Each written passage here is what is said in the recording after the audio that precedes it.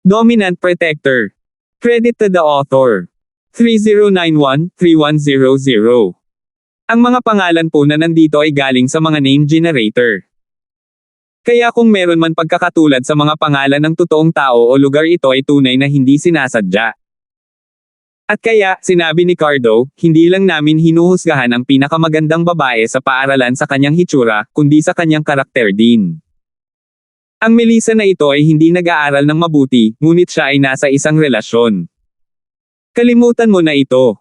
Pag-usapan natin si Cheryl at Yasi. May mga litrato ka ba? Meron. Mabilis na inilabas ng isa sa mga lalaki ang kanyang telepono at ipinakita ang larawan nina Cheryl at Yasi kay Cardo. Nandito na. Ang isa ay mukhang Diyosa, at ang isa naman ay mukha ng anghel at katawan ng dyablo. Nagningning ang mga mata ni Cardo nang makita niya ang mga larawan. Napakaganda ng mga ito na maging siya ay naantig. Naisip ni Cardo, kung tapos na si Bruno, magagawa ko ring makipaglaro sa kanya. Kung gayon ang paglalakbay na ito ay hindi magiging walang kabuluhan. Ngunit, iniisip ko kung maaari akong payagan ni Young Master Bruno na makipaglaro sa kanya. Sa kaisipang ito, nagsimulang makati ang puso ni Cardo at lalo siyang naging masigasig. Sa orihinal, labis siyang nalungkot na hiniling sa kanya ni Bruno na gawin ito. Nandito siya para sa opisyal na negosyo, hindi para kumilos bilang isang bugaw para kay Bruno. Ngunit ngayon, handa na siyang gawin ito. Ito ay magiging lubhang kasiya siya na makipagtalik sa isa sa dalawang babae, pabayaan ang dalawa. Pwede mo bang ipadala sa akin? Tanong ni Cardo. Siyempre kaya mo. Ginamit ng bata ang kanyang telepono para magpadala ng mensahe kay Cardo. Matapos makuha ang impormasyon at larawan nina Cheryl at Yasi, ibinigay ng Dorian T ang pera sa mga lalaki at nagsimulang mag-isip kung paano gumawa ng hakbang. Sina Cheryl at Yasi ay parehong mula sa Departamento ng Ekonomiya, na nangangahulugang sila ay tiyak na nasa gusali ng ekonomiya. Kulang na lang maghintay siya malapit sa economics building at maabutin niya sila. Dahil dito, bumalik si Cardo sa hotel para kunin ang kanyang sasakyan. Gayunpaman, habang nasa daan, nakatanggap siya ng tawag mula sa Young Master, Geoff. Young Master. Magalang na sinagot ni Cardo ang tawag. Carda, dumating ka na diba? Nakita kong sinusubaybayan ng GPS ang sasakyan mo, at nakarating ka na sa Eastern Sea City. Nagdadrive ka na ngayon, pupunta ka ba sa Cultivator Trade Association?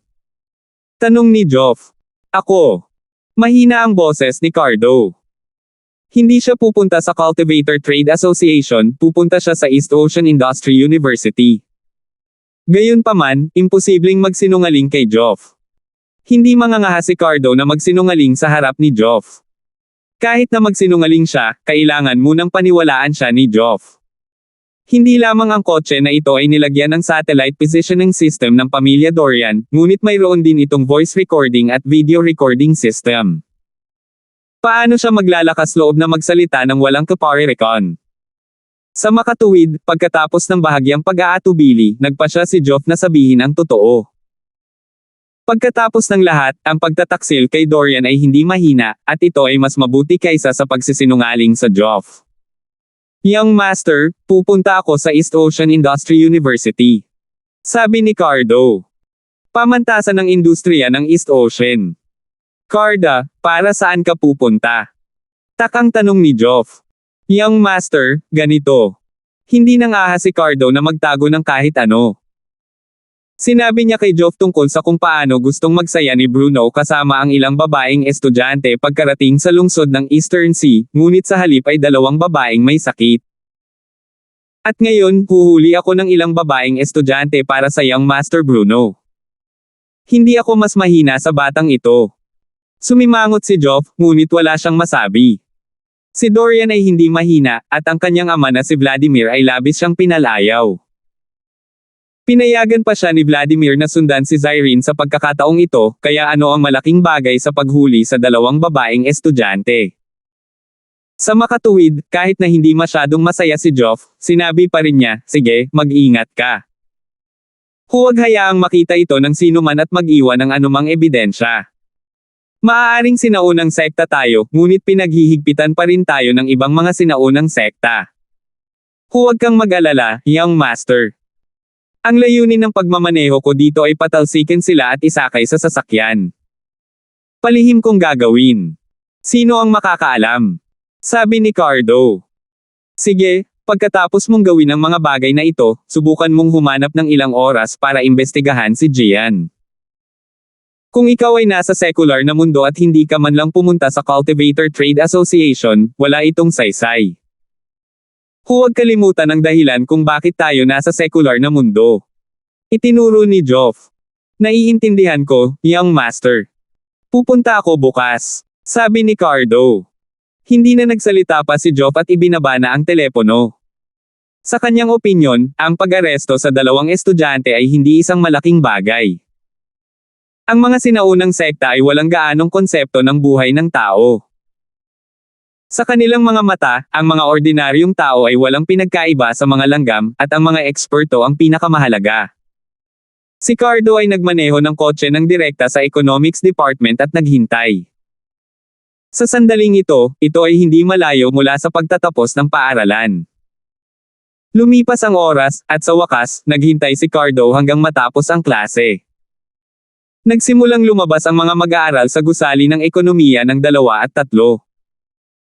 Bilang isang Sky Class practitioner, napakasensitibo ng spirit sense ni Cardo. Hindi na niya kailangan pang lumapit sa mga estudyante para malinaw na makilala sina Cheryl at Yasi. Gayunpaman, pagkaraan ng 10 minuto, natagpuan ni Cardo sina Cheryl at Yasi. Gayunpaman, hindi agad kumilos si Cardo. Sa halip, sumunod siya sa likuran nilang dalawa.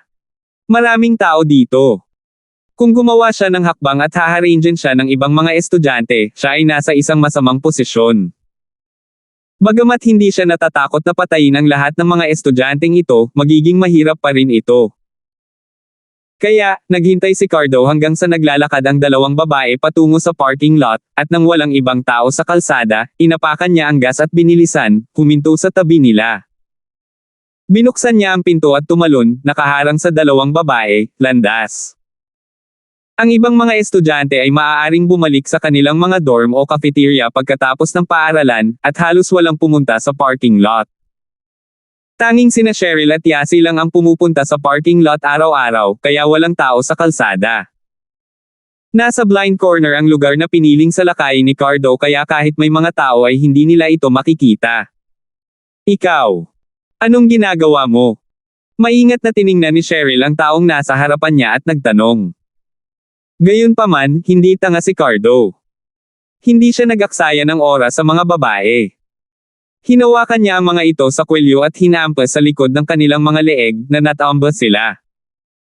Hindi tumigil si Cardo matapos patumbahin sina Cheryl at Yasi. Binuksan niya ang pinto sa likod at inihagis ang mga ito sa backseat bago isinara ang pinto at bumalik sa driver's seat.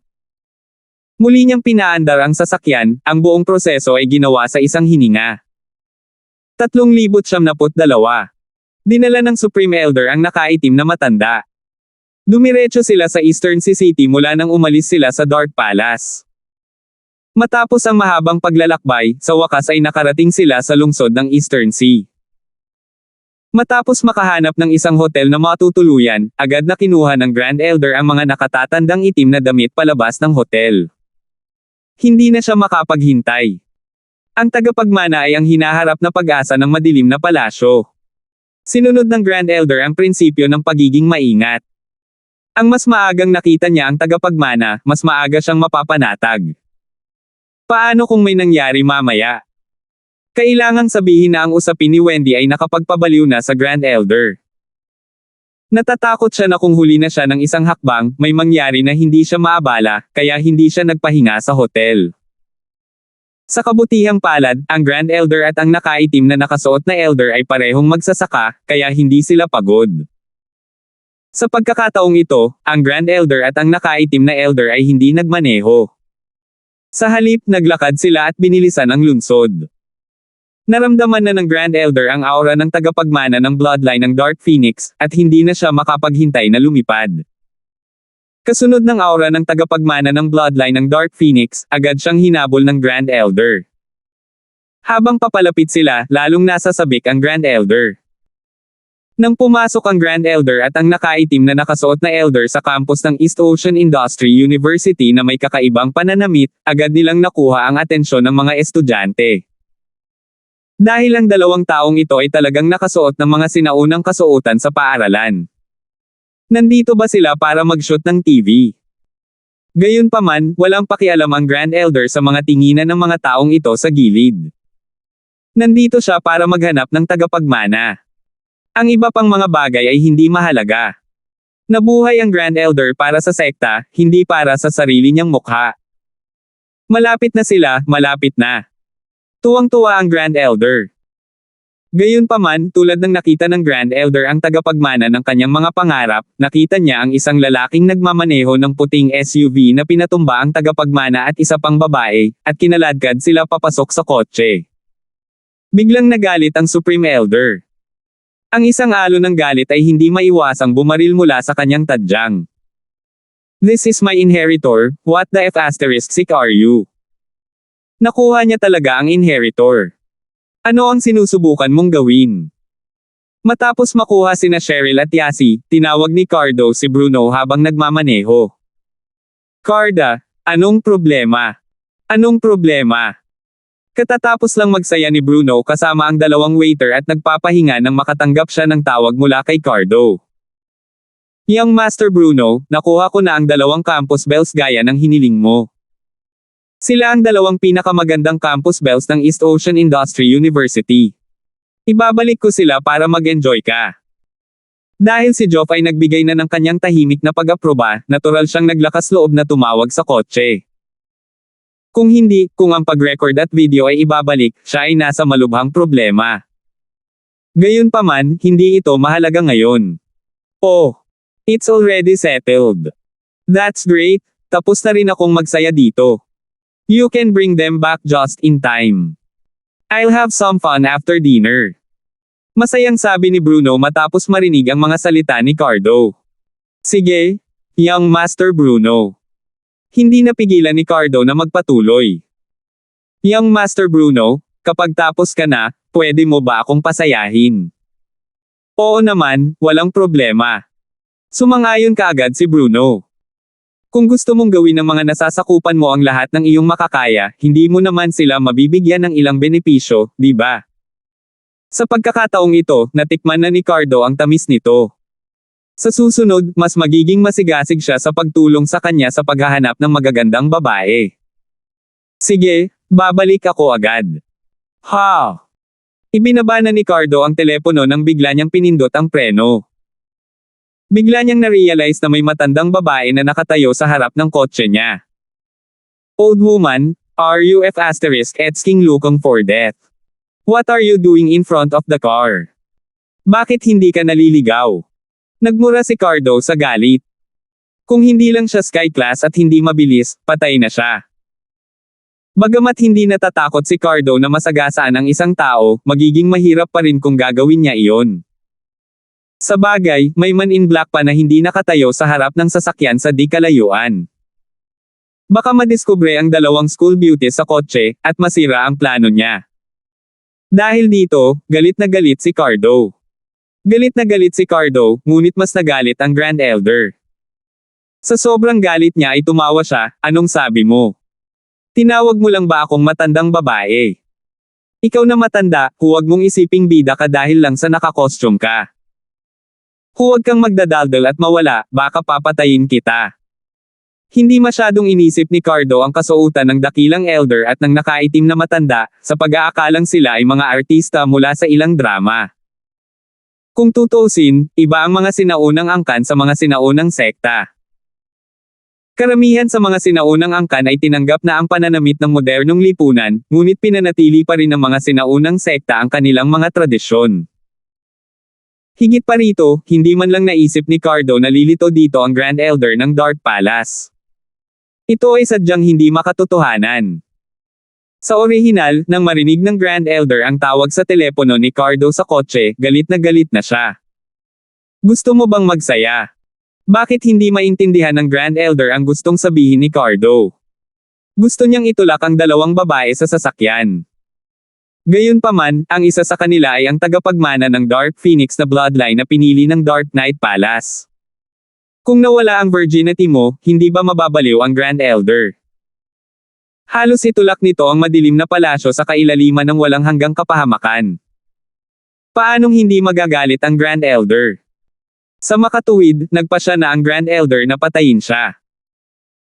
Tumango siya at sinabing, very good, hindi ka lang naglakas loob na agawin ang taong pinahahalagahan ng matandang ito, naglakas loob ka pang tawagin itong matandang babae at matandang bagay. Ngayon, hahayaan muna kitang mamatay. Kumunat ang noo ni Cardo. Ayaw niyang mag-aksaya ng oras sa Grand Elder, ngunit hinaharangan siya ng babaeng ito. Ano ang dapat niyang gawin? Dahil hindi niya kayang patayin ang mga ito, makababa lamang siya ng kotse, itapon ng dalawang tao sa isang tabi, at mabilis na magmaneho palayo.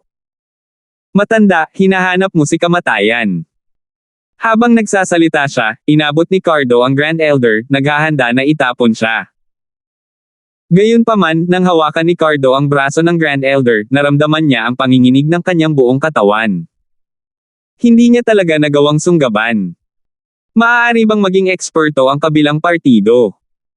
Nang mahuli ang Grand Elder, bagamat siya ay nagalit, natural niyang ipinalibot ang kanyang panloob na lakas upang labanan. Sky Class Late Phase Peak. Napatulala si Cardo. Hindi niya akalain na ang isa ay isang practitioner, Sky Class Late Phase Peak at that. Ngunit, bago niya matapos ang kanyang pangungusap, sinampal siya ng Grand Elder. 3,773. Bang!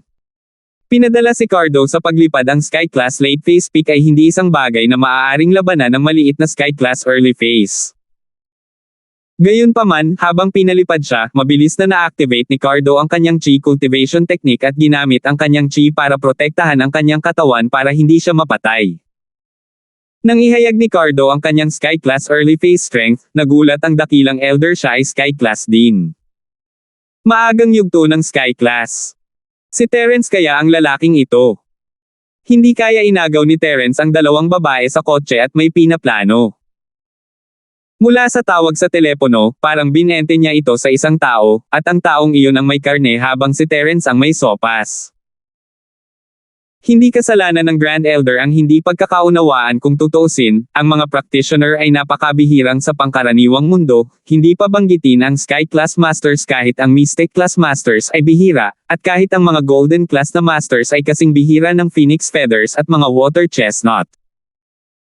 Kaya, nang lumitaw sa lungsod ng Stonegate ang isang practitioner na may parehong antas ng lakas tulad ni Terence, natural na inisip ng Grand Elder na si Terence iyon. Mamatay. May intensyon na ang Grand Elder na patayin siya, at ngayong ang taong ito ay si Terence, mas determinado siyang patayin siya. Direktang ginamit ng Grand Elder ang kanyang makalangit na sandata. Isang red ridge ang itinapon, nagniningning ng gininto ang liwanag. Huwag mo akong patayin, ako si Dorian. Talagang natakot si Cardo ang lalaki ay Sky Class Late Phase Peak, hindi talaga siya katugma sa kanya, kaya sinimulan niyang ilagay ang kanyang background. Naniniwala siya na hanggat ginawa niya iyon, pareho silang mula sa sinaunang mundo, at hahayaan siya ng lalaki. Sa karamihan, ang pamilya Dorian ay kailangan lang magsakripisyo ng ilang mga benepisyo para makabawi dito.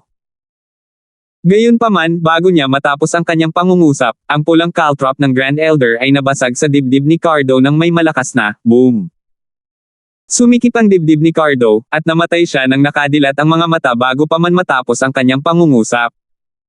Ang silangan. Anong silangan? Matapos patayin si Cardo, napagtanto ng Grand Elder na may hindi tama. Ang mga bagay ay hindi ang kanyang naisip, ang taong ito ay tila hindi si Terence. Black shirt, hindi ba si Terence ang lalaking ito? Sumimangot ang Grand Elder at lumingon para tanungin ang nakaitim na nakasuot na Elder. Hindi si Terence. Umiling ang nakaitim na matanda. Tingnan mo ang kanyang katawan, tingnan kung mayroong anumang tanda. Naramdaman din ng Grand Elder na may mali. Maaari bang maging miyembro si Dorian ng sinaunang pamilyang Dorian? Tumango ang nakaitim na matanda at mabilis na hinanap ang katawan ni Cardo. Gayunpaman, wala siyang nakitang kapaki-pakinabang na mga pahiwatig, kaya sumakay siya sa kotse ni Cardo at nagsimulang maghanap muli. Pagkaraan ng ilang sandali, bumaba sa kotse ang nakaitim na nakasuot na elder at iniabot ang isang listening device, isang surveillance camera, isang GPS positioning system, at isang mobile phone sa Grand Elder.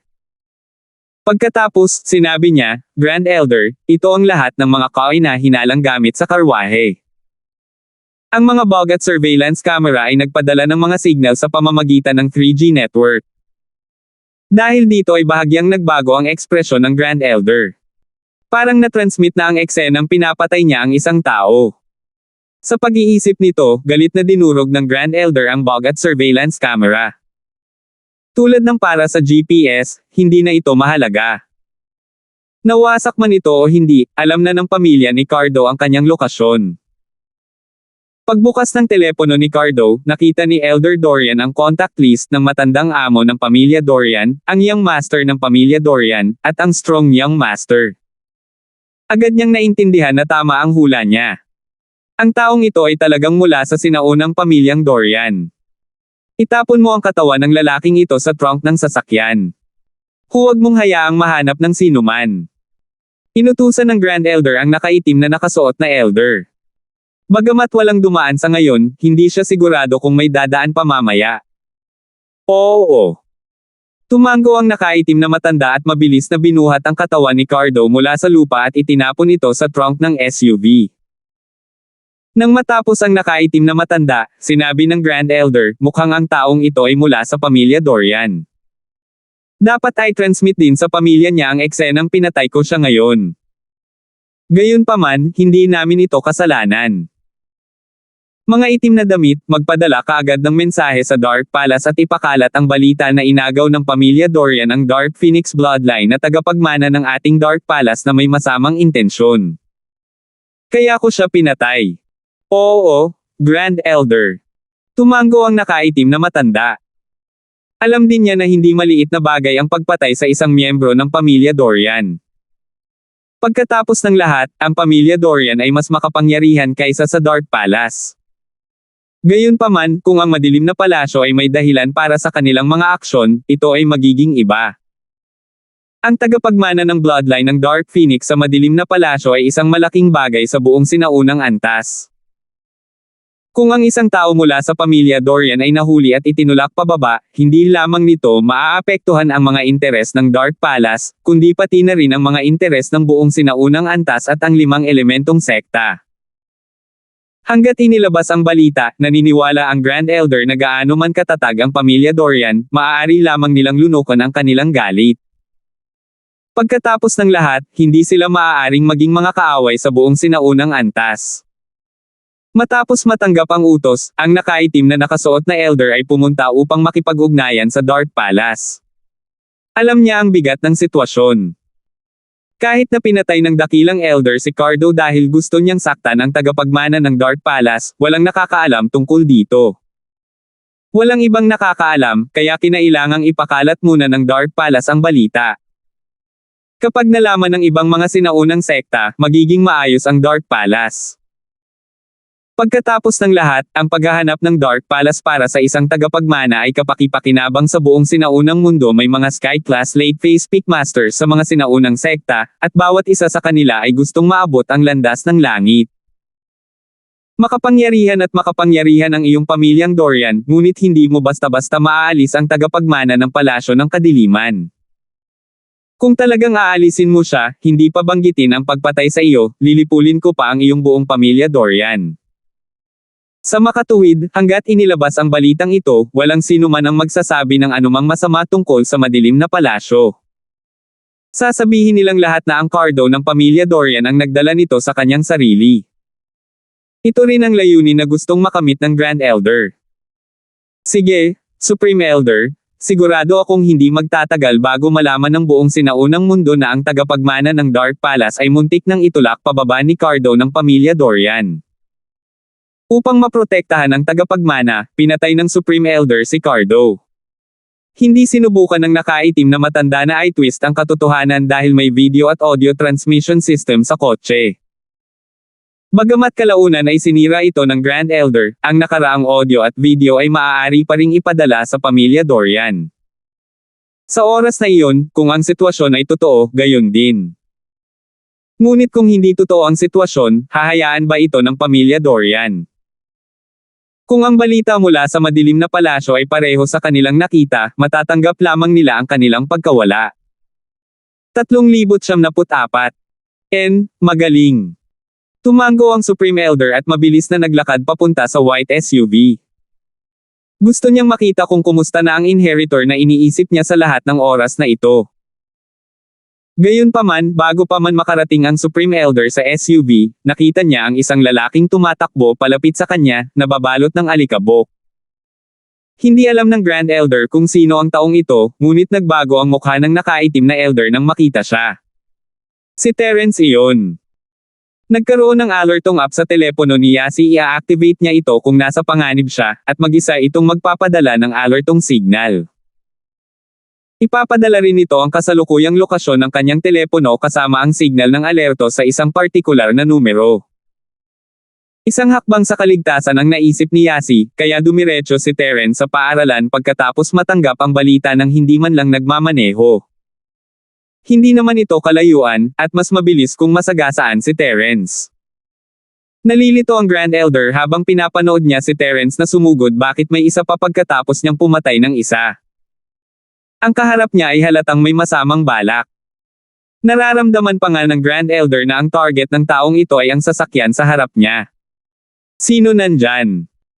Ang Grand Elder ay umungal at inihayag ang kanyang Sky-Class Late Phase Peak Strength. Sa udyok ng nakaraan, ang Grand Elder ay hindi na nang ahas na pumatay ang pagpatay ng napakaraming tao ay nakakagulo kung tutuusin. At saka, hindi inagaw ng lalaking ito sina Cheryl at Yasi, sumugod lang siya, kaya ipinakita ng Grand Elder ang kanyang lakas para umatras. Dahil sa lakas ng Grand Elder, bahagyang nagbago ang mukha ni Terence. Hindi niya akalain na ito ay Sky-Class Late Phase Peak. At sa tabi ng Grand Elder ay ang itim. Nakasuot ng matanda. Kilala ni Terence ang taong ito, siya ay mula sa Dark Palace, ang amo ni Irving. Ang pagtuklas na ito ay naglagay kay Terence sa alerto ano ang ginagawa ng Sky-Class Late Phase Peak sa karaniwang mundo. Tina-target nila sina Cheryl at Yasi. Hindi nakita ni Terence si Cardo, kaya hindi niya naisip na narito ang Grand Elder at nakaitim na Elder para kina Cheryl at Yasi. Kaya, kahit na malakas ang kalaban, walang choice si Terence kundi harapin ito. Ano ang ginawa nyo kina Cheryl at Yasi? Kailan naging napakawalan diyan ng Dark Palace na basta-basta nilang mahuhuli ang mga tao mula sa sekular na mundo? Cheryl. Yasi. Cheryl Yasi. Kumurap ang Grand Elder, sino ang may Cheryl Yasi? Kilala mo ako. Alam mo ba ang tungkol sa Dark Palace? Grand Elder? Ang lalaking ito ay si Terence. Sabi ng matanda na nakaitim. Para naman kay Cheryl at Yasi, maaaring sina Cheryl at Yasi. Ang dalawang tao sa kotse ay sina Cheryl at Yasi. Paano naging posible iyon? Isa sa kanila ang nagmana ng Dark Phoenix Bloodline. Terence. Nagsalubong ang kilay ng Grand Elder, hindi niya akalain na makakatagpo niya si Terence dito, kung tutuusin. Papatayin na sana niya si Terence, ngunit si Terence ay lumapit sa kanya ng kusa, na nagligtas sa kanya ng maraming pagsisikap. Gayunpaman, may mali. Biglang napagtanto ng Grand Elder na nandito si Terence para sa dalawang babae. Kilala ba sila ni Terence? Cheryl. Yasi. Maaaring si Cheryl ay si Cheryl. Nahulaan ng Grand Elder kung ano ang nahulaan ni Elder Blackie, hindi rin siya tanga. Sino pa ang magiging malapit kay Terence, at ang pangalan ay Cheryl. At kaya, ang Grand Elder ay gustong patayin si Terence, ngunit nagpa siya na hindi ito matapos ang ilang pag-iisip. Kung si Cheryl talaga ay si Cheryl, hindi ba ibig sabihin noon na siya ang hinahanap niyang tagapagmana ng bloodline ng Dark Phoenix? Hindi maganda para sa kanya na patayin si Terence noon si Cheryl at Terence ay may espesyal na relasyon, kung tutuusin. Kung pinatay niya si Terence ngayon, gagantay ba si Cheryl? Ngunit kahit na ganoon, hindi sineseryoso ng Grand Elder si Terence. Pagkatapos ng lahat, ang mahinang personalidad ni Wendy ay nagpaisip sa Grand Elder na ang lahat ng mga tagapagmana ay kailangang makinig sa kanya. Kung gusto niyang patayin si Terence, hindi mangangahas si Cheryl na tumanggi. Gayunpaman, ang Grand Elder ay nalilito. Paano naging tagapagmana ng bloodline ng Dark Phoenix si Cheryl? Nang ipanganak si Cheryl, sinuri ng Grand Elder ang kanyang katawan. Ang Dark Phoenix na bloodline sa katawan ni Cheryl ay kaawa-awang maliit, at imposible para sa kanya na tanggapin ang mana. Gayunpaman, ang naramdaman niya ngayon ay sobrang purong Dark Phoenix bloodline, kahit na mas dalisay kaysa kay Wendy sa hindi mabilang na beses. Ang isang tagapagmana ng bloodline na ito ay maaaring makatanggap ng mana 100% ng oras kapag bumalik sila sa Dark Palace. Kaya, hindi sigurado ang Grand Elder kung si Cheryl iyon. Ito kaya ang babaeng katabi ni Cheryl. Pagkatapos ng lahat, nakita ng Grand Elder si Cardo na pinatay ang dalawang babae at isinakay sila sa kotse, ngunit napakalayo niya para makita kung sino ang nasa sasakyan. She didn't want to waste time talking to Terence and waved her hand, hindi ako ang humarap sa dalawang ito. Sa halip, ako ang nagligtas sa kanila. Kung hindi ka naniniwala sa akin, tingnan mo ang trunk ng sasakyan. Oh! Huminto si Terence, ngunit nakaramdam siya ng amoy ng dugo sa malapit, at nakita niya ang isang pool ng dugo sa hindi kalayuan. Gayunpaman, mas nalilito ngayon si Terence. Hindi ba nagkaroon ng sama ng loob sa kanya ang Dark Palace? Bakit niya tutulungan sina Cheryl at Yasi? Hindi kaya nila alam at tinutulungan lang nila dahil sa hustisya. Gayunpaman, sa pangunawa ni Terence, ang mga tao mula sa Dark Palace ay pawang mayabang at dominanteng mga tao na nambubuli sa iba. Paano sila magiging chivalrous? Kung hindi nakita ni Terence ang bangkay sa ball, hindi siya maniniwala sa mga salita ng Grand Elder. Gayunpaman, ang tao sa kotse ay malinaw na namatay kamakailan lamang. Bilang isang doktor, madaling masabi ni Terence na hindi ito isang peking katawan na random na hinayla ng Grand Elder. Sino sila? Sabi ni Terence, itinuro ang bangkay sa ball. Carde ng sinaunang pamilyang Dorian, hindi mo na kailangang magtanong ng marami tungkol sa mga bagay na ito. Wala itong maitutulong sa iyo. Mayabang na sabi ng Grand Elder, na para bang isang karangalan ang pumatay ng isang matanda sa sinaunang ranggo. Ang pamilyang Dorian. Bumilis ang tibok ng puso ni Terence. Ang pamilya Dorian ay hindi maaaring maging malas, hindi ba? Ang isa ay namatay sa paglilitis ng Sky Elixir Sect, isa pa ang pinatay niya sa Cultivator Trade Association, at ngayon ay isa pa ang pinatay ng Grand Elder ng Dark Knight Palace. Anong malas? Kung gayon bakit mo siya pinatay? Tanong ni Terence nang hindi nagbabago ang kanyang ekspresyon. Sa katunayan, medyo nag-aalala pa rin si Terence. 3,905. Paano biglang lumitaw ang mga tao ng sinaunang pamilyang Dorian sa campus ng East Ocean Industry University? Hindi kaya alam na ng pamilya Dorian na siya ang pumatay kay Gien? Nagpadala ba sila ng isa pang elder para hulihin sina Cheryl at Yasi para ipaghiganti si Gien? Bagamat tila makatwiran, hindi ito makatuwiran. Kahit na may gustong gawin ang pamilya Dorian, dapat ginawa nila ito sa kanya. Sina Cheryl at Yasi ay hindi kailangan. Nothing much.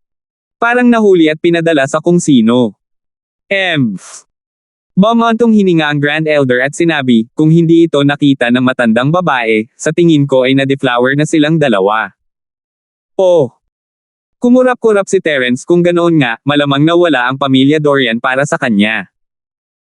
Ito ay malamang na isang random na kaganapan. Si Cheryl iyon sa kotse. Malamig na tanong ng Grand Elder, nahulaan kung ano ang nangyayari. Anong ginagawa mo? Hindi sumagot si Terence, ngunit nagtanong pabalik. Tumingin ang Grand Elder kay Terence bago bumaling para buksan ang pinto ng kotse. Nakita niya sina Cheryl at Yasi sa likurang upuan, at agad na nakilala ang mga tagapagmana ng bloodline ng Dark Phoenix. Mabilis niyang binuhat si Cheryl palabas ng kotse at sinabi kay Terence, inaalis ng matandang babaeng ito ang taong ito. Ibabalik ko siya sa Dark Palace para magtanim. Gusto mo siyang kunin? Anong karapatan mong kunin siya? Kumunat ang noo ni Terence. Siya ang tagapagmana ng Dark Phoenix bloodline ng Dark Knight Palace na hinahanap ko. I'm taking her away to let her receive the inheritance and become a peerless master. Lumingon ang Grand Elder kay Terence, siya ba si Cheryl o Yasi? Grand Elder, siya si Cheryl. Hindi umimik si Terence, ngunit unang nagsalita ang nakaitim na nakasuot na Elder. Nagulat din siya. Sa kabutihang palad, hindi niya sinaktan si Cheryl nang pumunta siya kay Terence noong nakaraan. Kung hindi, siya ang tagapagmana ng Dark Phoenix Bloodline. Kung siya ay nasugatan, kahit 10 ulo ng nakaitim na nakasuot na Elder ay hindi sapat para patayin ang Grand Elder. Sa pag-iisip nito, sa sobrang takot niya ay pinagpawisan siya ng malamig. Cheryl. Siya talaga. Nagulat din ang Grand Elder, ngunit hindi niya ito ipinakita sa kanyang mukha, ngunit ang kanyang puso ay nasa kaguluhan. Sa kabutihang palad, siya mismo ang dumating dito at hindi niya hiniling kay Irving na patayin si Cheryl. Pagsisisihan niya kung gagawin niya iyon. Grand Elder. Ikaw ang Grand Elder ng Dark Palace. Tumingin si Terence sa sky-class late face peak sa harap niya, ang kanyang isip ay tumatakbo. Mukhang narito siya para hanapin ang inheritor sa ngalan ng Dark Palace, ngunit nang makita niya ito, gusto niya itong turuan ng leksyon o patayin sa una, ngunit nang marinig niya ang pangalan ni Cheryl, tumigil siya. Tama, Terence Jr. Dahil nakahanap ako ng tagapagmana, at ang tagapagmana ay si Cheryl, papakawala na kita sa pagkakataong ito. Pero kapag nakita kita ulit, hindi ako magiging magalang. Napatay na ng Grand Elder ang isang Sky-class Early Phase Master ngayon, at ayaw na niyang pumatay, kaya hinayaan niya si Terence sa ngayon. Kumurap-kurap si Terence habang gulat na nakatingin sa Grand Elder. Mukhang hindi naiintindihan ng Grand Elder ang sitwasyon, hindi ba? Karamihan sa mga sinaunang sekta ay nakikiusap para sa isang tagapagmana na magsanay sa kanila, ngunit gusto niyang dalhin si Cheryl sa madilim na palasyo at patayin siya ng sabay. Kahit ang isang kasing lakas ng batong Candy Girl ay hindi nang ahas na sabihin na papatayin niya si Terence, hindi ba nakilala ng Grand Elder ang katotohanan? Hindi naiwasang magtanong ni Terence, sabi ko, Grand Elder, paano ka nakatitiyak na sasama si Cheryl sa iyo? Hindi siya sasama sa akin. Bakit hindi siya sumama sa akin? Kaya ko siyang gawin na walang katulad na master, bagay na pinapangarap ng maraming tao na maging disipulo ng Dark Palace, at siya ang magiging palasyo master of the Dark Palace sa sandaling pumunta siya. Malinaw na sinabi ng Grand Elder, bukod dito, tingnan mo si Irving, tuwang-tuwa siya at nasa sabik pagkatapos sumali sa aming sekta. Ahem. Hindi nakaimik si Terence. Masyadong narcissistic ang Grand Elder. Sa tingin mo ba gusto ng lahat na sumali sa iyong Dark Palace? Terence curled his lips and snorted, bakit hindi mo siya gisingin at tanungin kung willing siyang sumama sa'yo? Kailangan mo pa bang magtanong? This is for sure. Kumpiyansa na sabi ng Grand Elder habang minamasahe niya ang mga acupuncture points sa leeg ni Cheryl. Pagkatapos ay bumaling siya kay Terence, ipapaalam ko sa iyo kung handa siyang umalis kasama ko. Dahan-dahang nagising si Cheryl, ngunit hindi niya inaasahan na nasa bisig siya ng isang matandang babae. She subconsciously took 2 steps back and looked at the old woman in fear. Sino? Sino ka? Ako ang Grand Elder ng Dark Palace. Cheryl, sasabihin ko sa iyo ang ilang magandang balita na pili ka bilang tagapagmana ng Dark Palace.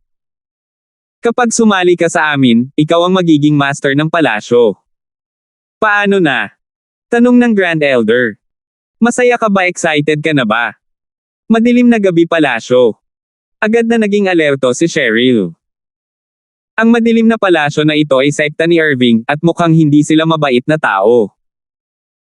Gusto nilang patayin si Terence nang hindi kinikilala ang tama sa mali, kaya tutol si Cheryl dito, ikaw. Lumayo ka sa akin. Hindi ako sasali sa palasyo ng kadiliman, ni ayaw kong maging pinuno ng palasyo ng kadiliman, at ayaw kong maging tagapagmana. Kailangang may dahilan sa likod ng lahat ng ito. Mula sa pananaw ni Cheryl, ang master ng palasyo, ang tagapagmana, hanggat sila ay mula sa Dark Palace, hindi sila makatotohanan. Dapat mayroong ilang uri ng pamamaraan na kasangkot. Ikaw. Nanlaki ang mga mata ng Grand Elder, hindi niya akalain na tatanggihan siya ni Cheryl. As far as she was concerned, it doesn't make any sense.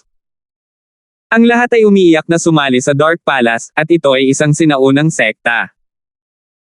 Dagdag pa, si Cheryl ang pinuno ng sekta sa sandaling pumasok siya. Anong karangalan ito? Gayunpaman, tinanggihan ito ni Cheryl. Paano ito naging posible? Ang ekspresyon ng Grand Elder ay sobrang pangit. Cheryl, kailangan mong pag-isipang mabuti ito. Ayaw mo bang maging master? Iyan ay isang walang katulad na eksperto. Hanggat tinatanggap mo ang mana, hindi pangarap na makuha mo ang lakas ko. Mukhang alam mo ang tungkol sa mga practitioner, dapat mong malaman na ako ay Sky Class Late Phase Peak. Paano na? Mapanuksong tiningnan ni Terence ang Grand Elder. Sa tingin mo ba ay magandang bagay na pumunta sa Dark Palace? Hindi naman pumayag si Cheryl. Naiintindihan ni Terence ang miss. Pagkatapos ng lahat, ang madilim na palasyo ay ang kaaway ni Terence. 3,996. Kaya gaano man kaakit-akit at bukas palad ang alok ng Dark Palace, hindi madaling sumama sa kanila si Cheryl. Ah, Terence, andito ka na. Napansin din ni Cheryl si Terence at agad siyang natuwa. Terence, ang mga taong ito ay mula sa Dark Palace. Hindi naman sila ang kumuha sa amin ni Yasi, pero hindi rin naman sila mabubuting tao. Terena, huwag mo na silang pansinin. Pagkagising ni Cheryl, naintindihan niya ang mga salita ng Grand Elder. Maaaring makuha ng inheritor ang lakas ng Sky Class Late Phase Peak. Sa totoo lang, natukso si Cheryl, ngunit ang Dark Palace ay kaaway ni Terence. Kung walang pahintulot ni Terence, hindi kailanman sasali si Cheryl sa Dark Palace. Si Cheryl ay nakakuha ng lakas para sa kapakanan ni Terence, upang ang pagkakaiba sa pagitan nila ay hindi masyadong malaki. Ayaw niyang magdulot ng gulo para kay Terence kapag lumabas ito, kaya hindi ilalagay ni Cheryl ang kariton bago ang kabayo kung gagawin niya itong hindi masaya. Kaya sinasadya ni Cheryl. Mula sa pananaw ni Cheryl, may pabor ang Grand Elder na hilingin sa kanya at hindi siya sasalakayin dahil lang doon. Ikaw. Naglakas loob ka talagang tanggihan ako. Hindi makapaniwalang tumingin ang Grand Elder kay Cheryl na para bang narinig niya ang pinaka-nakakatawang biro sa mundo. Imposible, mali ba ang narinig niya? Terence, nasa kotse pa rin si Yasi, balik na tayo. Hindi pinansin ni Cheryl ang Grand Elder at nagpatuloy sa pakikipag-usap sa sarili. Ikaw. Galit na galit ang Grand Elder. Tumingin siya kay Cheryl at sinabing, naglakas loob ka bang umalis? Kung gagawin mo, sige, papatayin ko si Terence. Kung papatayin mo si Terence, hinding-hindi ako pupunta sa Dark Palace kasama mo. Kahit nadalhin mo ako doon, hinding-hindi ako magsasanay sa sining at pagsisisihan mo ito habang buhay. Alam ni Cheryl kung paano magbanta sa mga tao. Hindi naman sa ayaw niyang pumunta sa Palace of Darkness, pero kailangan niyang magkaroon ng sapat na bargaining chips. Ikaw. Hindi inaasahan ng Grand Elder na sasabihin iyon ni Cheryl. Ang pagiging masunurin ni Wendy ay nagpaisip sa kanya na ang lahat ng mga tagapagmana ng Dark Palace ay makikinig sa kanya, ngunit si Cheryl ay ganap na binawi ang kanyang impresyon. Gusto siyang tawagin ng Grand Elder na isang asong babae, ngunit nilunok niya ang mga salita pabalik. Hindi na siya nang ahas na saktan si Cheryl, at puno ng determinasyon ang mukha ni Cheryl. Parang gagawin niya talaga. Kung totoo ang sinabi ni Cheryl, hindi na maglalakas loob ang Grand Elder na pag-alitan siya. Paano ako?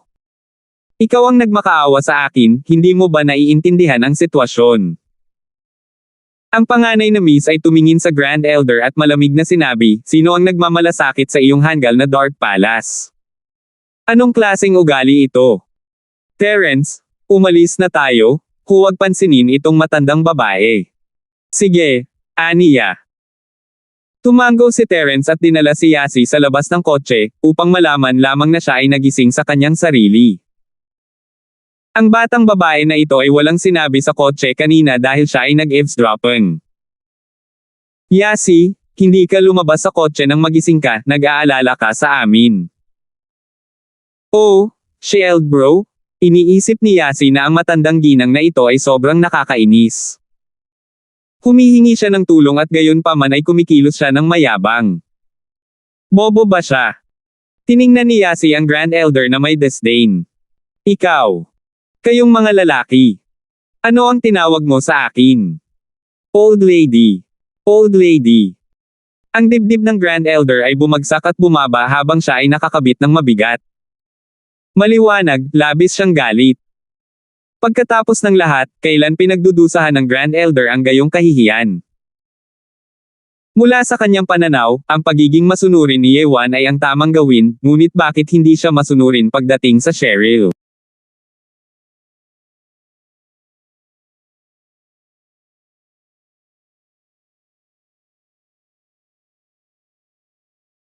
Yewan or Wendy ay ang tamang gawin, ngunit bakit hindi siya masunurin pagdating sa Cheryl? Hindi lamang siya ay hindi masuway, ngunit siya rin ay nang-ahas na tumanggi at magbanta sa kanya. 2 beses na tinawag ang Grand Elder na isang matandang babae. Sa unang pagkakataon, pinatay niya ang taong nanunuya sa kanya. Sa pangalawang pagkakataon, hindi siya naglakas loob na gawin ito.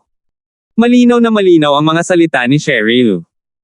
Wala siyang pakialam sa iyong madilim na palasyo sa unang lugar. Kung nais mong gumamit ng lakas pagkatapos ay pagmultahin. Kahit na makuha mo siya, hindi siya linangin ayon sa iyong nais. Tingnan natin kung ano ang maaari mong gawin. Gayunpaman, ganap na hindi pinansin ng Cheryl at Yasi sa oras na ito.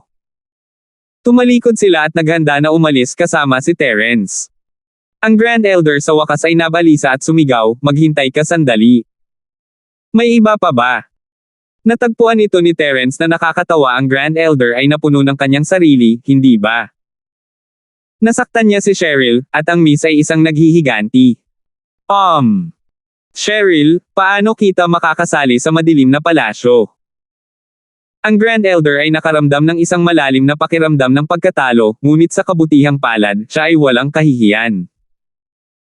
Ano man ang mukha at katulad nito, lahat sila ay nagpapalipat ng mga ulap sa kanya. Dahil ang mahirap na paraan ay hindi gumana, gagamitin niya ang malambot na paraan.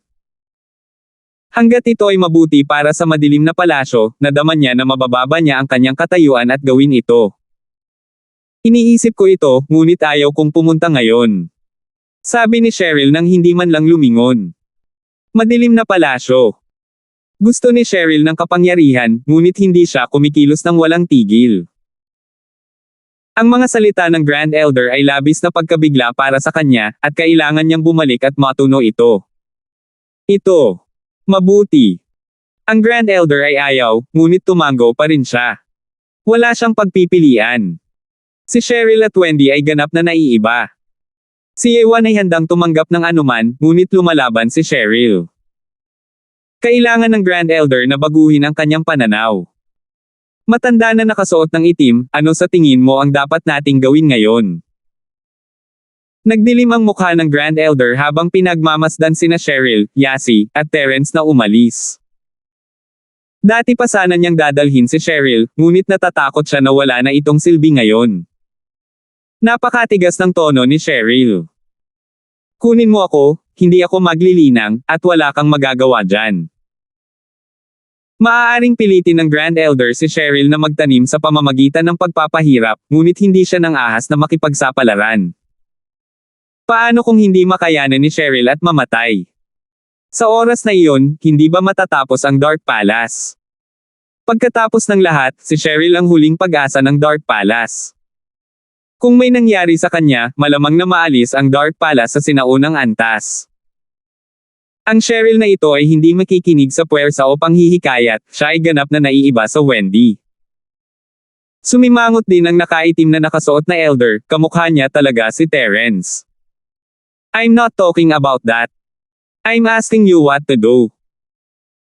Bumantong hininga ang Grand Elder at sinabing, alam ko ang sinasabi mo, ngunit gusto kong malaman kung paano makakasama si Cheryl sa atin sa Dark Palace. Well, wala akong magagawa sa ngayon, pero sa tingin ko nasa Terence ang problema. Masasabi kong kung pumayag si Terence, papayag si Cheryl. Sabi ng nakaitim na nakasuot na elder, we can choose to use threats and promises. We can't just force her blindly. We have to use some good conditions to tempt her. That's the only way. 3,077. Oo, tama ka. Paano ba naman ito? Bumalik na tayo sa hotel at pag-usapan natin kung paano natin mapapasuko si Cheryl. Tumango ang Grand Elder. Palagi siyang ganito, maglalamang siya kung may iba sa kanya. Ngayon na gusto niyang pumunta si Cheryl sa Dark Palace, kailangan niyang lumambot. Iyon ang dahilan kung bakit laging mahina si Wendy. Bagamat siya ay nabigo sa huli, bago siya nabigo, kung siya ay naging mas matigas at sinabi sa Grand Elder na kung hindi niya pinahintulutan siyang makita sina Cheryl at Pablo, hindi siya maglilinang. O kung hindi siya nagpadala ng isang tao para protektahan si Cheryl, hindi sana siya nag-cultivate.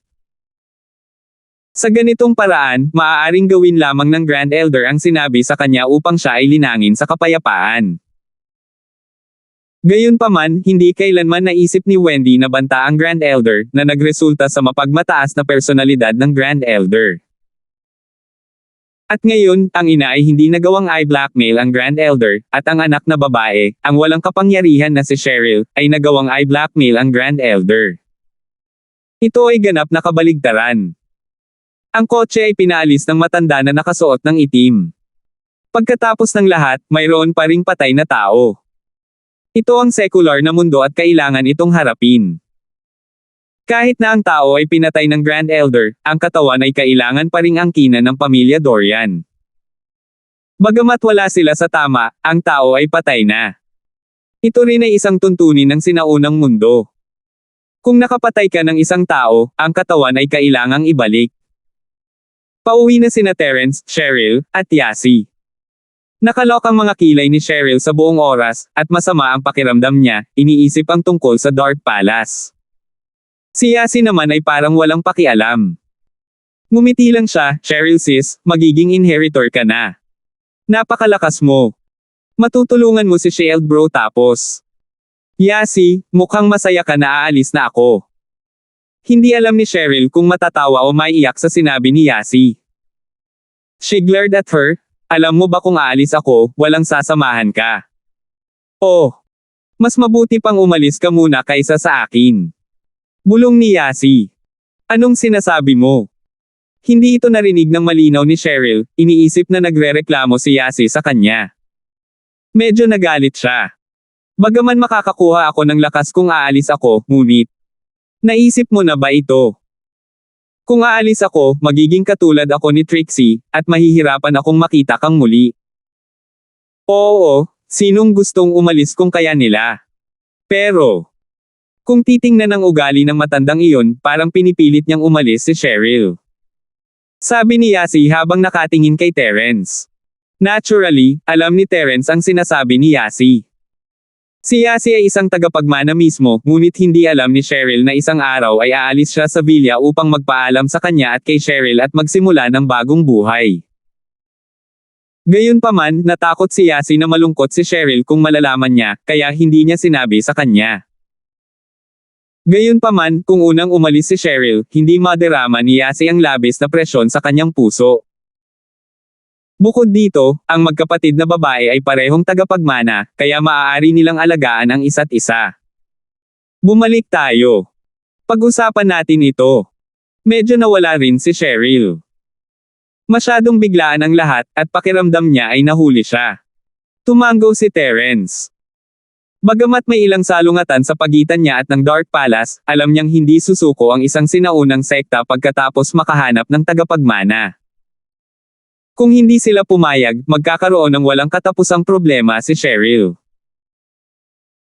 At sa simula, ang mga sinaunang sekta na ito ay maaaring maging sapat na pasensya na humingi ng tulong sa iyo, ngunit kung hindi mo pa rin alam kung ano ang mabuti para sa iyo, maaari silang gumawa ng isang bagay na mas masahol pa. Sa totoo lang, ang oras na ginugol ni Terence sa miss ay walang katapusan. Ito ay magiging 1 taon sa 3 buwan, at ang oras ay lumipas sa isang iglap. Kung biglang umalis ang miss, ang puso ni Terence ay walang laman, at hindi siya sanay dito. Naglakad silang tatlo papunta sa parking lot, kanya-kanyang iniisip. Sumakay si Terence sa kotse, gayon din sina Cheryl at Yasi. Medyo nagulat si Chito sa pagbisita ni Terence, kadalasan ay si Cheryl ang nagmaneho o si Chester ang sumando sa kanila, at si Terence ay bihirang pumunta mismo sa paaralan. Kahit na nerd si Chito, pakiramdam niya ay may mali pagkasakay niya sa kotse. Gayunpaman, wala siyang ideya kung ano ang nangyari. Little Chito, kumusta ang kapatid mo kamakailan? Matagal na panahon na mula noong nakita niya si Jenny, minsan lang siya nagpakita ng siya ay nasugatan, at matagal na rin mula noon. Medyo na-miss siya ni Terence. I'm fine. Nakasara ang pinto niya at hindi niya talaga ako kinakausap. Pero sa tingin ko, may nire-research siya. Nag-isip sandali si Chito at sinabing. Tumango si Terence, kailan lalabas ang kapatid mo? Sabihin mo sa kanya na nami-miss na natin siya. Papuntahin mo siya sa villa ko. Hindi naman masama ang relasyon ni Cheryl at Jenny, kaya natural, kinailangan ni Cheryl na magpaalam kay Jenny. Bagamat hindi pa nila ito napag-uusapan, napagpasyahan na ni Terence na tiyak na aalis si Cheryl. Sandali lang. Sige, sabi niya. Tumango si Chito, na nagpapahiwatig na naiintindihan niya. Pagkatapos, nagsimula siyang magbasa sa kotse. Ang bookworm na ito, ilang minuto lang ang biyahe mula sa paaralan hanggang sa bahay, at kailangan pa niyang magbasa. Medyo obsessed lang siya. Maya-maya, dumating na ang sasakyan sa villa. Si Chito ay bumalik sa kanyang bahay, habang sina Terence, Cheryl, at Yasi ay bumalik sa villa.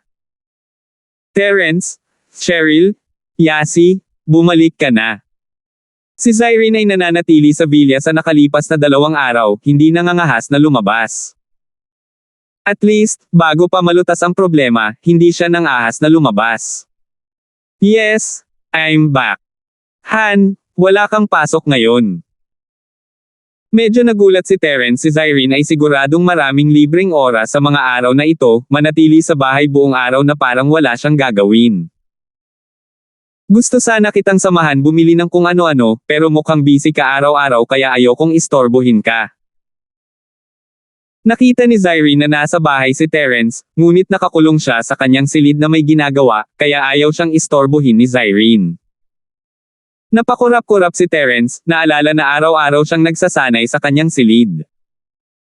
Kaka-rating lang niya sa 3 yugto ng sining ng Dragon Mastery hindi pa katagal, at nagmamadali siyang i-level up ito.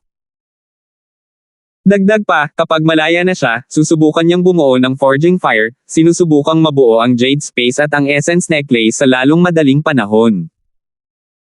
Ito rin ay para magtayo ng pundasyon para sa paggawa ng mga sandata na may antas ng Diyos sa hinaharap. 3,978. Naroon din ang 9 na karayom ng Foxy. Bagamat pamilyar na si Terence dito, medyo kulang pa rin ang kapangyarihan nito. Masasabing kahit may hawak na banal na sandata, hindi ito kasing lakas ng nagngangalit na apoy na Bagua Palm. Ang mga sandata ay hindi kasing lakas ng mga kasanayan, ito ay isang bagay na imposible para sa ibang Sky-class Masters, ngunit ito ang kaso para kay Terence. Ang 9 na Fushi na karayom ay hindi magagamit ng higit sa kanyang antas, at habang si Terence ay hindi maaaring gumamit ng mga karayom sa kalagitnaan ng yugto noong siya ay Sky Class, ang nagngangalit na apoy na 8 trigram palm ay maayos. Kaya, para kay Terence, ang 9 na karayom ng Fushi ay maliit ang halaga maliban kung makakahanap siya ng paraan para magamit ito ng higit sa kanyang antas, magagamit lang niya ito laban sa Sky Class Early Phase Masters na may katulad na lakas. Dahil dito, mas inaabangan ni Terence ang paglikha ng mga sandata na nasa langit, kaya't araw-araw niyang ginagawa ang pagpanday ng apoy, ganap na pinababayaan si Zyrene. Hindi hinanap ni Zyrene si Terence, kaya hindi niya ito tinanong tungkol dito. Sa huli, ayaw siyang abalahin ni Zyrene. Paano kung sasama ako sa iyo bukas? Mapait na ngumiti si Terence, nahihiya. It's okay. It's fine. Nakiusap na ako kay Ate Wang na bumili ng mga gamit. Ngumiti si Zyrene. Kung wala lang importante, ipapahatid ko kay Wang Sis ang mga gawa ko sa villa. Sana hindi ka nakakainis. Ilang araw na akong nagpa-practice ng pagkanta ko sa bahay. Syempre hindi, ang galing. Sina Cheryl at Yasi ang unang audience ng bago mong kanta. Nakangiting sabi ni Terence. Karaniwan, napakasaya ni Cheryl ang kanyang idolo ay kumakanta ng bagong kanta sa kanyang bahay, at siya ang unang tagahanga na nakarinig ng bagong kanta ni Zyrene. Ngunit ngayon, ang tanging naiisip niya ay ang madilim na palasyo. Dapat ba siyang pumunta o hindi? Hindi makapagdesisyon si Cheryl. Cheryl, Yasi, mukhang problemado kayo. Masasabi ni Zyrene na tila nababalisa sina Cheryl at Yasi ngayon. Hindi siya gaanong nagsasalita, naapektuhan ba ang normal na buhay mo sa presensya ko sa villa? Hindi. Umiling si Cheryl. Sister Zyrene, actually. Wala lang. Isang sinaunang sekta ang dumating sa akin ngayon. Gusto nila akong maging tagapagmana nila at Palace Master, pero hindi ko alam kung pupunta ako o hindi. Natigilan si Zyrene. Alam niya ang sitwasyon ni Trixie. Bagamat hindi ito masyadong detalyado, naunawaan niya na pagkatapos niyang maging tagapagmana, kailangan niyang manatili sa sekta. Hindi niya makikita ng madalas sina Terence at Yasi. Medyo nagulat si Zyrene, si Trixie ay isang tagapagmana, si Josephine ay isang tagapagmana, at gayon din si Cheryl. Gaano karaming mga tagapagmana ang naroon? Bakit lahat sila ay nagtipon sa paligid ni Terence? Ito ba ay isang coincidence o kapalaran? Sa katunayan, ang hindi alam ni Zyrene ay ang lahat ng ito ay hinulaan ng isang tao 100 taon na ang nakalipas. Ang misyon ni Terence noon ay may mas malalim na kahulugan dito, ngunit hindi alam ni Terence ang tungkol dito. Nagulat si Zyrene, ngunit hindi siya makapagbigay ng anumang payo sa ganitong uri ng bagay. Kung tutuusin, wala siyang gaanong alam tungkol sa mga bagay na ito, at ang alam lang niya ay tungkol sa mga practitioner mula kay Terence. Bagamat si Zyrene ay isang illegitimate na anak ng isang sinaunang sekta, hindi niya kailanman nakilala ang mga bagay na ito. Cheryl, hindi talaga kita matutulungan dito, wala akong maibibigay na payo sa iyo. Ngunit ano ang sinabi ni Terence? Cheryl, huwag mo akong sisihin sa pagiging tapat. Ang paghahanap ng isang tagapagmana ng sinaunang sekta ay isinaayos ng ninuno na si Charlie ng 5 elementong sekta. Kahit si Teacher Bai ay hindi ito mapipigilan, pati ako. Isa pa, kapag ang isang sinaunang sekta ay nakatuklas ng isang tagapagmana na naaayon sa kanilang sekta, ito ay magiging mas malala. Upang tanggihan ito. Sa aking opinyon, ang pagpunta o hindi ay isang bagay lamang ng oras at mga benepisyo. Sabi ni Terence. Kung ang Dark Palace ay makapagbibigay ng sapat na benepisyo kay Cheryl, ayos lang. Kung hindi nila kaya. Sa totoo lang, wala talaga akong magagawa sa Sky Class Late Face Peak. Mapait na ngumiti si Terence. Ang kanyang mga kalaban ay lumalakas, at habang si Terence ay isang Sky Class din, mayroon pa ring malaking agwat sa pagitan nila. Lalo na pagkatapos maabot ang Sky Class, ang bentahe ng mabangis na apoy ni Terence na bagwa palm ay hindi na masyadong halata. Ang kanyang chi ay hindi makasabay, kaya hindi ito magagamit ni Terence kahit na siya ay may kapangyarihan. Iyon ang dahilan kung bakit gustong magsanay ni Terence sa ikatlong yugto ng sining ng Dragon Mastery, kung saan mas mabilis niyang mabawi ang kanyang chi, at gusto niya ng Sky Class na sandata. Sa pamamagitan nito, ginugol ni Terence ang lahat ng kanyang oras sa pagsasaliksik, at natural, wala siyang oras para pakialaman si Zyrene. Gayunpaman, nang maalala niya na si Terence ay bodyguard ni Zyrene, hindi niya maiwasang mamula. Hindi siya magaling na bodyguard. Alam ko. Tumango si Cheryl at bumantong hininga. Terence, naiintindihan ko kahit hindi mo sabihin ang Grand Elder, Sky Class Late Face Peak, ay nakamove on na sa kanya, at kailangan kong sumama sa kanya. Nagawa ko lang siyang makasama ngayong araw dahil desperado siya sa talento, ngunit kung talagang mawawalan siya ng pasensya, ang kahihinatnan nito ay siyempre, sa personalidad ng Grand Elder, hindi pangkaraniwan para sa kanya na gumawa ng ganoon. Kung tungkol kay Terence, ang mga tao sa Dark Palace ay sobrang walang hiya, sila ay susundan ng Sky Elixir Sect para sa isang problemang idinulot nila sa pagsubok. So sinasabi mo? Tanong ni Terence. Ako. Ayoko pumunta, ngunit kapag iniisip ko kung paano ako magiging mas malakas at hindi magiging pabigat sa iyo sa tuwing lalabas ako para gumawa ng mga bagay, gusto kong pumunta muli. Mahinang bumantong hininga si Cheryl. For the first time, the miss revealed her heart. Ngunit hindi ko alam kung ano ang magiging kapalaran ko. Matutulad ba ako kay Trixie, gagawa ng isang bagay na mapanganib? Ito. Baka. Naisip ito ni Terence at tumango. Ayaw niyang magsinungaling sa miss. Kung tutuusin, normal lang, hanggat may ginagawang delikado si Trixie, at ganoon din ang Ninth at Yasi, walang dahilan para hindi si Cheryl. Iyon ang dahilan kung bakit sinabi iyon ni Terence. Hindi ako natatakot dyan. Kahit si Trixie ay hindi natatakot, kaya ano ang dapat kong katakutin? Sa katunayan, sinasabi ni Cheryl sa kanyang puso, hindi rin natatakot si Josephine. Handa siyang magsakripisyo ng labis para sa iyo, samantalang wala akong magagawa. Wala akong naidulot na benepisyo sa iyo mula sa paglalakbay na ito sa Dark Palace. 3,999. So, nagpa siya kang pumunta?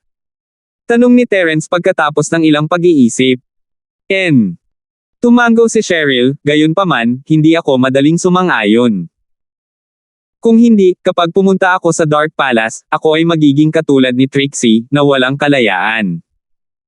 Gusto kong makabalik para makita ka ng madalas. Hehe, syempre kailangan kong sabihin sa kanila. Tumango si Terence. Hindi nagpunta si Cheryl sa Dark Palace na may layunin, hindi katulad ni Trixie na naninirahan. Dapat magkaroon ng higit na kalayaan si Cheryl kaysa kay Trixie. Bagamat nagpasya na si Cheryl na umalis, hindi gaanong bumuti ang kapaligiran sa villa. Nakalubog pa rin ang lahat sa depresyon. Sa hapunan, si Cheryl ay walang gaanong gana.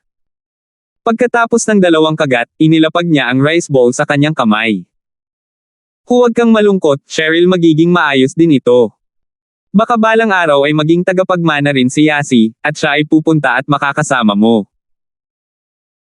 Sa oras na iyon, lahat tayo ay magiging Shield Girls under Shield Bro, at kasama si Trixie, tayo ay magiging isang 3-man Sky Class fighter. Wow! Let's see who dares to mess Calvation with US. Let's mess Calvation with US, sagot ni Yasi. Naging inheritor ka rin. Hindi naniwala si Cheryl sa mga salita ni Yasi, natural. Ang bagay na ito ay nangangailangan ng swerte at swerte. Wala kang bloodline ng Dark Phoenix, kaya paano ka makakarating doon? Maaari akong pumunta sa ibang mga sekta. Halimbawa, maaari kong tanungin si Brandon kung kailangan nila ng tagapagmana. Anyway, mayroon akong mga katangian ng apoy. Baka tanggapin nila ako. Sagot ni Yasi. Ayos lang, Yasi, alam kong sinusubukan mo lang akong i-comfort. Wala lang, ayos lang basta pinag-isipan mo.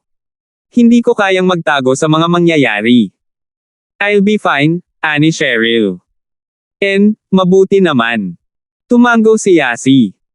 Tama, Cheryl, hindi mo ba ipapaalam kay Tito Charlton? Biglang naisip ni Terence si Pablo. Pupunta si Cheryl sa Dark Palace. Dapat ba niyang ipaalam kay Pablo?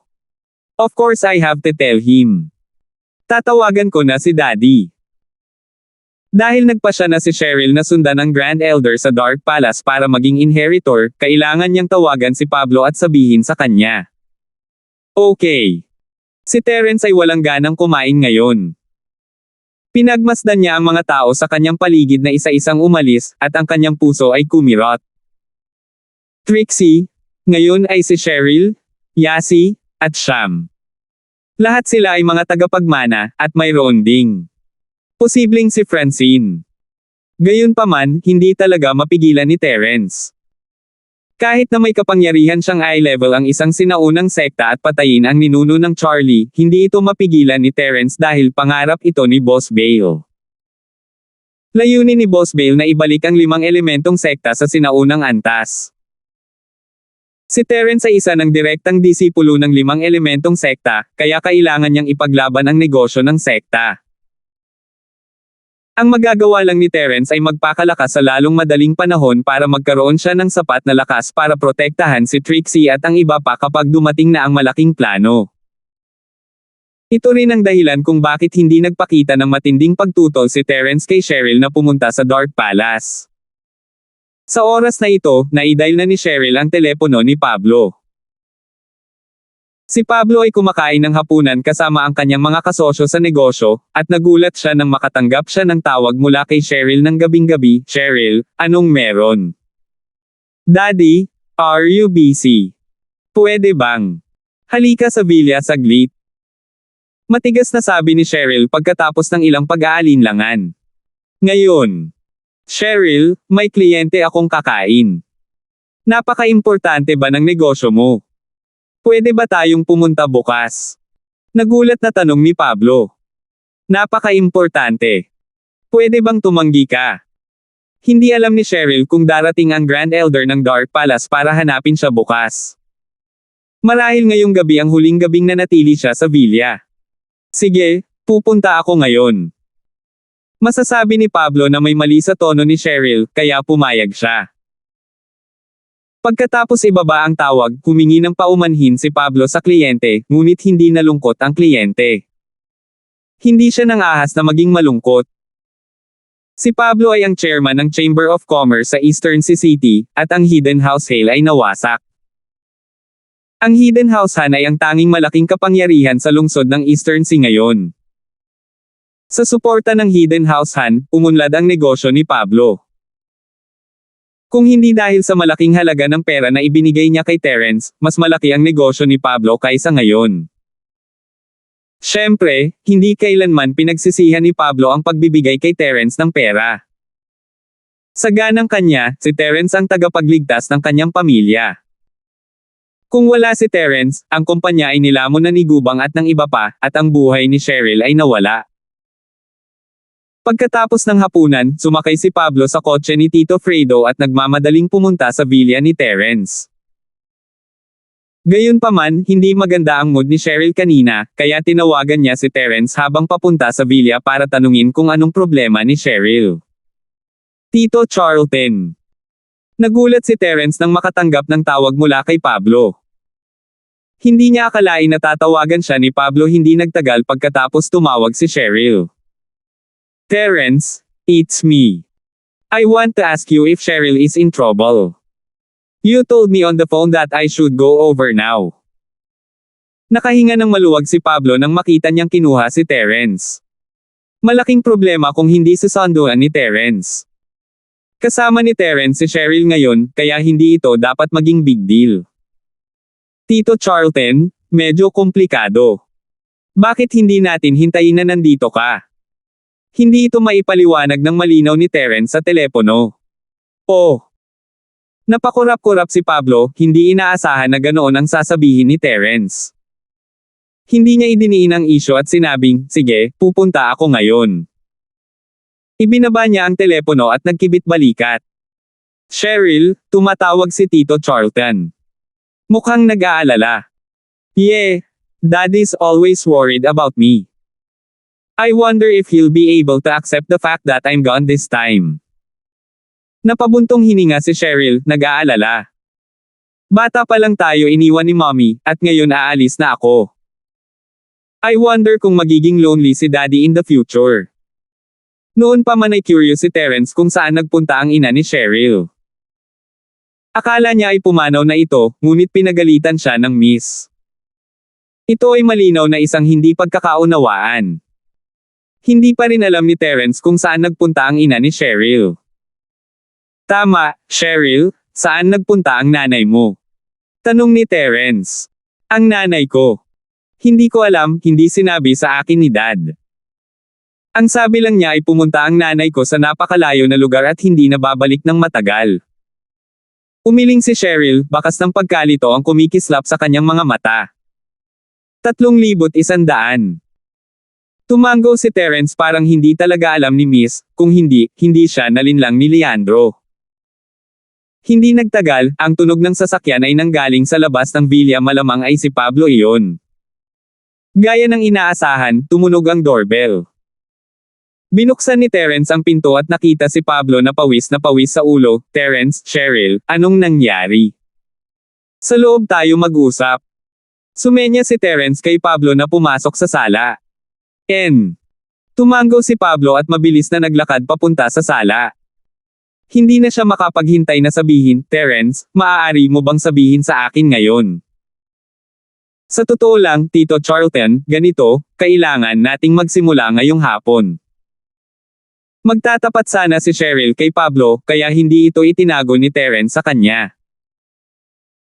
Sinabi niya sa kanya ang lahat mula sa hapon ng kinidnap ni Cardo mula sa sinaunang pamilyang Dorian sina Cheryl at Yasi, hanggang sa Grand Elder ng Dark Palace at tulong ng matanda sa itim na damit, hanggang sa pagdating ni Terence. Nagbago ang mukha ni Pablo nang marinig niyang nakilala nina Cheryl at Yasi ang mga taong Dark Palace kaninang hapon at iniligtas pa nga sila, ngunit nagtanong pa rin siya, at pagkatapos. Susunod ang pangunahing punto ng usapin. Si Cheryl ang tagapagmana ng bloodline ng Dark Phoenix. Gusto ng Grand Elder ng Dark Palace na ibalik siya sa Dark Palace para sa pagsasanay. Sabi ni Terence. Ano? Dinadala ni Grand Elder si Cheryl sa Dark Palace. Paano natin magagawa iyon? Tumayo si Pablo pagkatapos marinig ito, labis siyang nabalisa at nagalit, bakit niya inaalis muli si Cheryl? Sa anong batayan? Bakit ako? Ngumiti si Terence ng mapait, Tito Charlton, huwag kang magalit. Walang dahilan para sa mga sinaunang sekta na ito. Ganoon din noong napilitan si Trixie na manatili sa Ice Palace. Oo. Napagtanto din ni Pablo na nawala ang kanyang katinoan at bahagyang napabuntong hininga. Umupo siya pabalik sa sofa, ngunit sobrang pangit ng mukha niya, The Dark Palace. The Dark Palace again. Kung nandito pa ang benefactor natin, hindi sila mangangahas na gawin ito. Benefactor. Anong ibig mong sabihin? Napakurap si Terence. Wala lang. Nawala ang katinoan ko. Nagulat si Pablo. Hindi siya nang ahas na banggitin ang nangyari noon ng basta-basta, kahit kay Cheryl at Tito Fredo. Hindi niya akalain na mawawalan siya ng katinoan at mag-iisip nang marinig niya na gustong kunin ng Dark Palace si Cheryl. Nothing much. Daddy, may tinatago ka ba sa amin? You. Alam mo ang tungkol sa Dark Palace noon. Naghihinalang tanong ni Cheryl matapos marinig ang sinabi ni Pablo. Sa sandaling ito, nagpupumigla si Pablo sa kanyang puso.